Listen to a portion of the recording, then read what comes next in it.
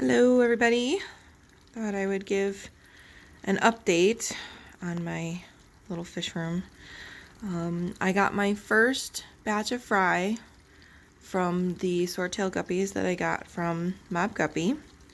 The first batch was 7. They're all in here. They're kind of flitting around somewhere. Oh, there's one. Hold on. This is gonna be being a butthead right now. There we go. Lighten it up a little bit. Okay. And of course, because I'm making a video, Kevin has to meow, because that's the way it works.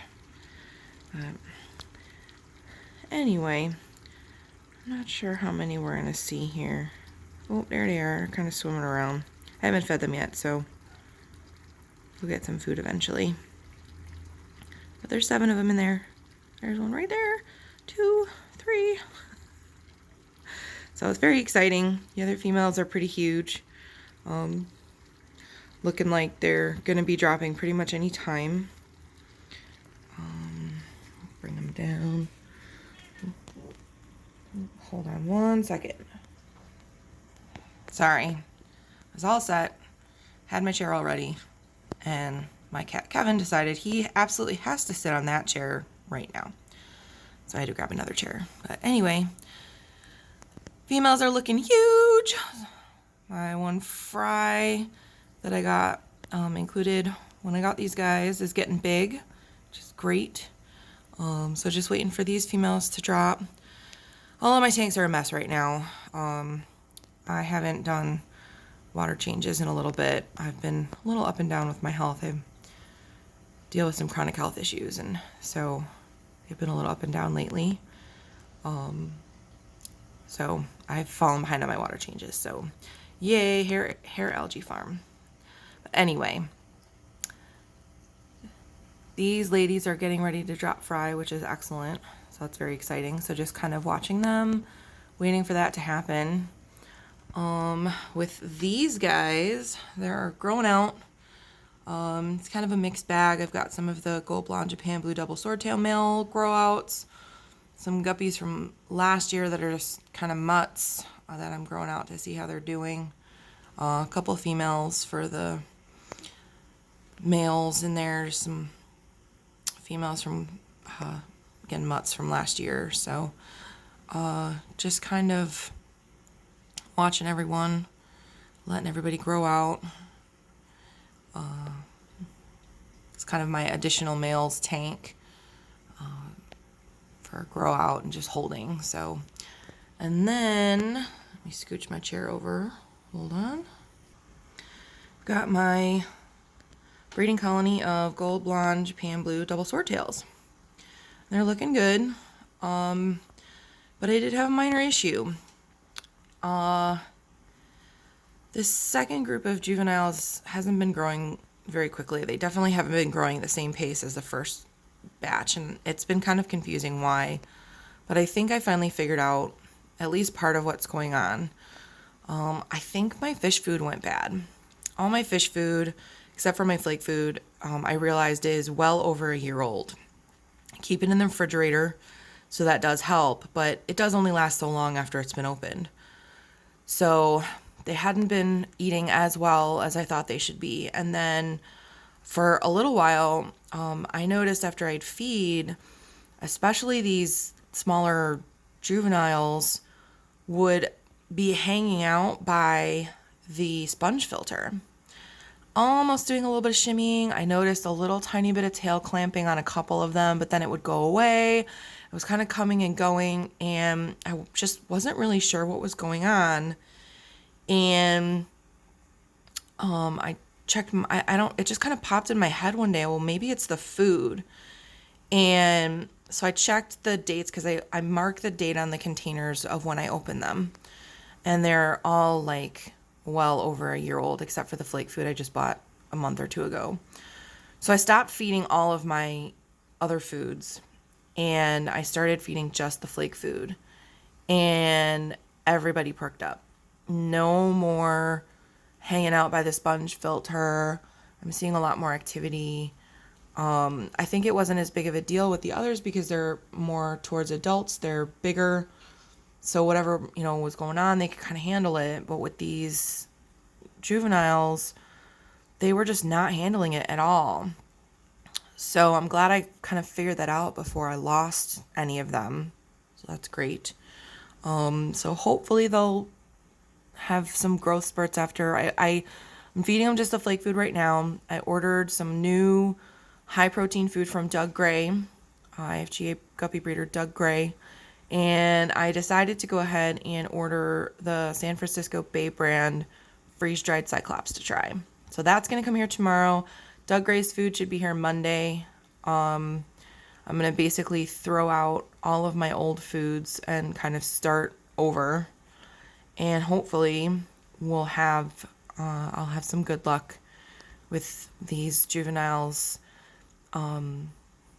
which of course they're not on the screen right now. They're kind of up at the top there a little bit. You can see them, but they're pretty small, but they're like 2 months old at this point. So they should be a lot bigger. So I think they weren't eating the food because it wasn't good.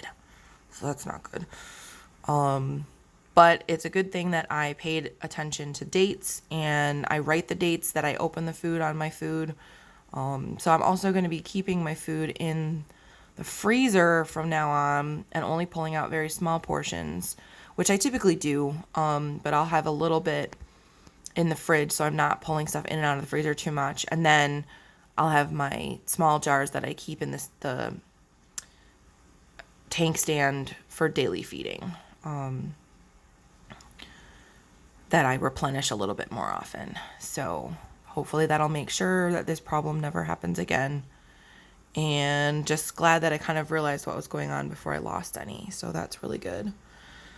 Have you guys hold on for one more second and I'll move on to the next part of my update. So this is the next part of my update. These are some new additions. These are some white pearl platinum Medaka Japanese rice fish. I was going to get these in a couple months in the fall to put out in my tub pond through the fall and overwinter them, just so I can have some fish out there to enjoy. And I stopped on my way to a doctor's appointment. I've been seeing this little small aquarium store and I haven't gone in there. Last week before my appointment, we made really good time. There was like no traffic. And so I stopped there on a whim and saw that the gentleman had these in stock. I asked him if they were a fish that he kind of regularly keeps in stock. And he says he tries to, but it's very hit or miss whether or not he actually gets them in. And so I made the decision to get them early. I set up a little temporary quarantine tank on my kitchen table, which is a mess right now. And decided to just go for it. They were a great price and they cost me about 1/3 of the cost of where I was considering getting them from this fall. So I saved myself a lot of money, which right now is a big deal because I'm on a limited budget. And so I decided to go for it and I got them. They are being officially quarantined. I'm running them through the quarantine trio of meds of ICX, EM erythromycin, and general cure. They've been doing great the whole time. They've been very healthy. I never saw any diseases, but because they're going to be going out with my guppies, I really wanted to make sure that they were going to be healthy when I put them out there. So, and also my new rule of if fish come from a commercial source, they get medicated. And they're beautiful. I'm falling in love with them already. I've never had rice fish before. These guys are active and healthy and personable. I've become the food lady. They know I am the food bearer, and so they come to the front of the tank.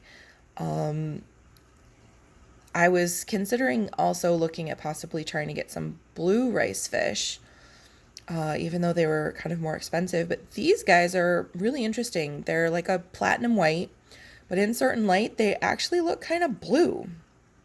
So it's kind of neat. So I'm just finishing working on their medication now, but they haven't shown any signs of illness at all, which I'm thrilled with. But I'm just doing that to be safe. And then I'm also giving them a course of fenbendazole deworming medicated fish food. Again, kind of a just to be safe kind of deal. In the fall, I was going to get them after I brought my guppies in. And so it was going to make it so that the tub was basically going to be where they were going to be quarantined. But that's not possible because now I got them. And my guppies are still outside because it's still summer. So they're getting quarantined. I managed to set up a temporary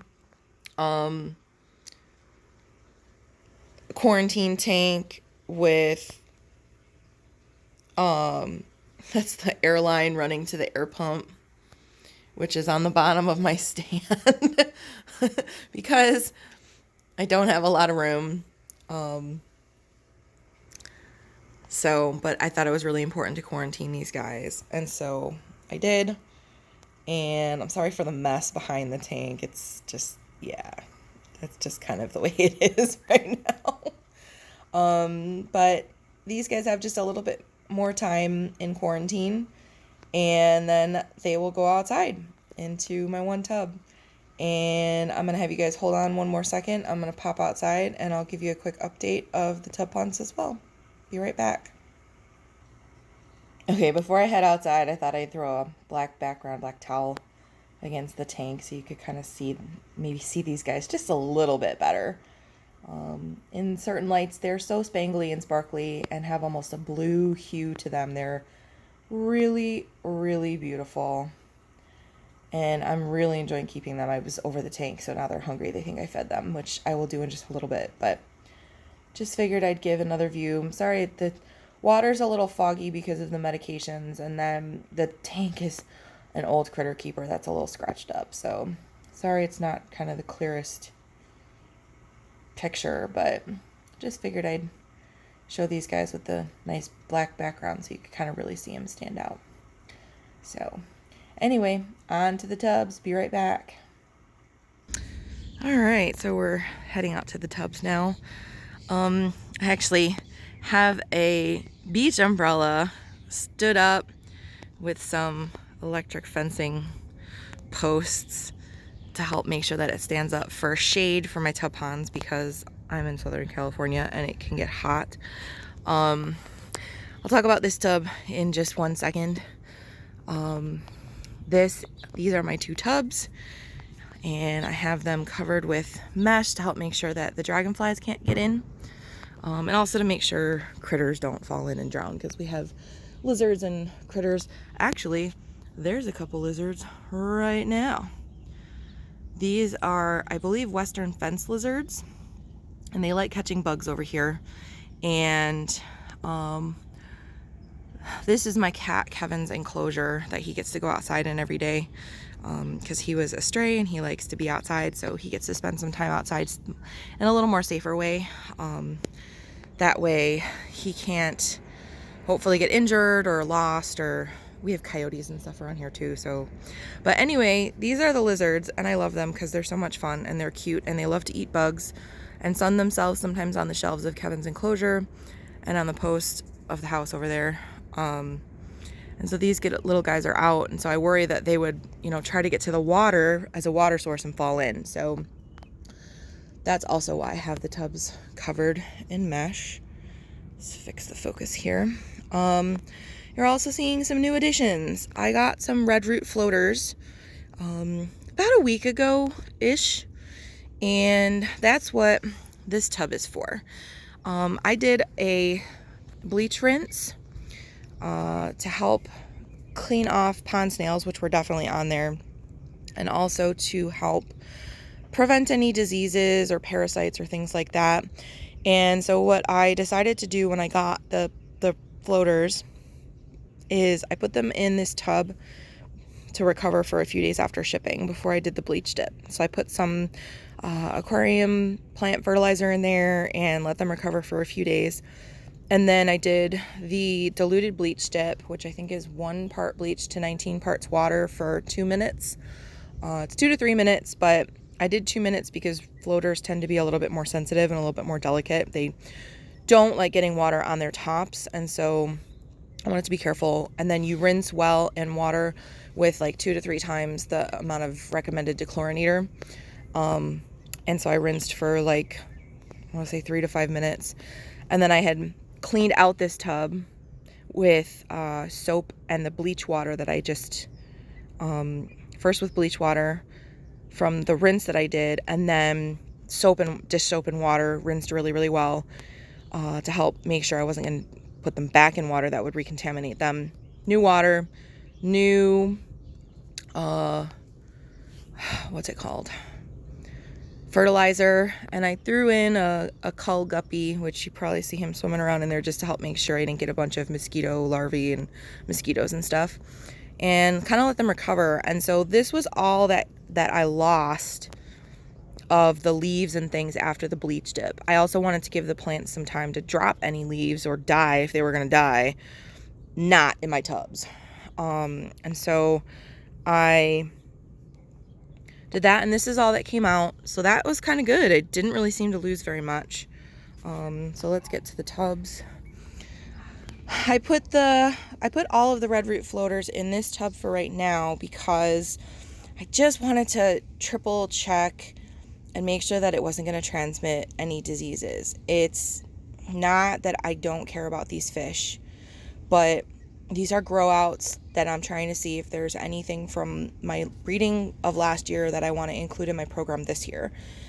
So far, there haven't been a ton of likely candidates, and so my thinking was, if the worst should happen and I should get some terrible disease, I would rather have it happen to these fish than to the new swordtail females and basically my prized and best males from my breeding program last year. I'd hate to lose them. Not that I wouldn't hate to lose the others, but I'd hate to lose these guys. These guys are my project for this year. So I'm going to give these guys about a week in here, see how they do. And then once that time goes by, I will go ahead and move about half of these red root floaters over to this second tub pond. And then at that time, I'll probably put the rice fish out here too. So once the rice fish finish their quarantine, they're going to go in this tub. I've got my gold white clouds in this tub along with guppy grow outs. And so that's what's kind of going on in this one right now. They're definitely getting big. I've got a couple swordtail males, additional swordtail males in here. And I also put 2 of my gold blonde Japan blue double swordtail males out here. Most of these females are pink pingu females. The gray bodied ones are pink pingu females.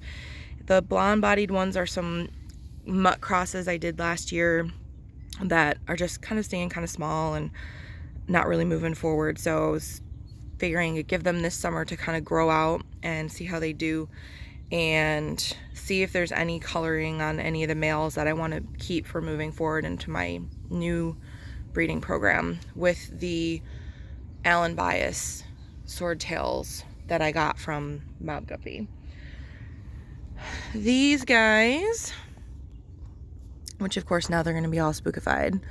I should have brought some food out here, but these are 4 Swordtail Guppy females and my favorite males from my breeding program from last year. I did show these males on an earlier video, and then they also, I moved out the Japan Blue Panda Cross male into this tub, and I put out a gold blonde Japan Blue double swordtail male.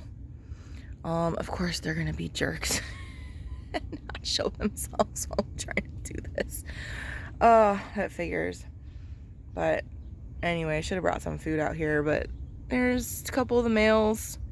I've got this purpley looking one is like a metallic cross male. I've got a pink pingu male out here. I've got a gold blonde Japan blue double swordtail male, and I've got a gray-bodied Japan blue male that's actually kind of right over here. The gray-bodied males can be hard to see against the black of the inside of this tub, but you can kind of end up seeing some of the flashes of his tail when he swims around. So yeah. And then as long as everything goes okay, we'll move some of these red root floaters out probably in about a week. That's when the Medaka Rice Fish finish their quarantine, and they'll come out here and go into this tub. So, oh, you ladies are usually so sociable, wanting food, begging for food, but of course, you're gonna be all spooky. Silly girls. And there's the Japan blue, gray-bodied Japan blue male. You kind of see the flashes of his tail. And the pink bingu male. I'm gonna kind of try and move this guy over. There we go. Get him moving a little bit. It definitely kind of confirmed my preference for putting out gold or blonde bodied fish, but this is my breeding project for this year. I wanted to cross these males into these swordtail females, so I just have to look a little bit more closely for them. So I sometimes try to feed them in the plants, try to put the food in the plants, so that provides a little bit more of a background for me to be able to see the gray-bodied males a little bit easier. So now we're doing a little bit better. Oops, the one female's kind of a bully. When she thinks there's food involved, she kind of bashes some of the others, and she's silly. But anyway, well, this is the longest video that I've ever made. It's over 20 minutes of me rambling and giving updates. So if you've hung in here for this long, thank you. It's sunny, so I thought I would just try to give a nice little bit of an update. And thank you so much for watching if you've stuck with this for the whole time. And I guess I'll run through the, like, comment, subscribe, share, and I'll see you all in the next one. Thanks so much.